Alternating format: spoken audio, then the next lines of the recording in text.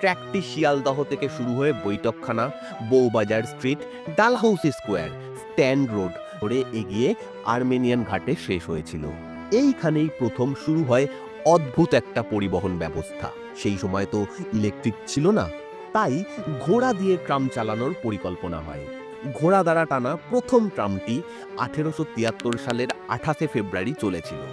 সেই সময় প্রত্যক্ষদর্শীদের বর্ণনায় সেই স্মরণীয় ঘটনার কথা তুলে ধরা রয়েছে এইভাবে। প্রথম গাড়িতে দুটি বগি ছিল, একটি প্রথম এবং দ্বিতীয়টি দ্বিতীয় শ্রেণী।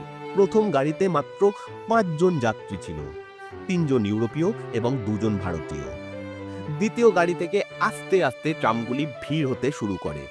ডালহাউসি স্কোয়ারের মধ্যে দিয়ে ট্রামগুলি যাওয়ার সময় উচ্ছ্বসিত জনতা উল্লাসধ্বনি করতে শুরু করে।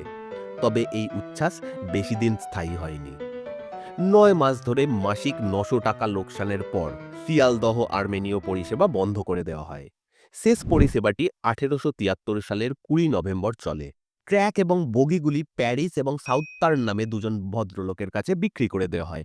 এই দুজনের নাম খুব গুরুত্বপূর্ণ, এদের নাম আমরা আবার কিছুটা পরে পাবো। যাই হোক, এরপর কেটে যায় 5 বছর। সেই সময়ে শহরের কিছু উদ্যোক্তা এবং ব্যবসায়ী শহরে নতুন করে ট্রাম পরিষেবা পরিচালনার জন্য প্রস্তাব জমা দেয়। তাদের মধ্যে মেসার্স প্যারিস অ্যান্ড সাউথার্ন ছিল, যারা সরকারের কাছ থেকে আগে গাড়িগুলো এবং ট্র্যাকগুলো কিনেছিল। তাদেরকেই নতুন করে চুক্তি দেওয়া হয়। এই দুই ভদ্রলোক দ্য ক্যালকাটা ট্রামওয়েজ কোম্পানি বা সিটিসি নামে একটি কোম্পানি গঠন করেন। 1879 সালের বাংলা সরকার এবং ক্যালকাটা ট্রামওয়েজ কোম্পানির মধ্যে স্বাক্ষরিত একটি চুক্তির মাধ্যমে কয়েকটি রুটে তাদের ট্রাম চালানোর অনুমতি দেয়।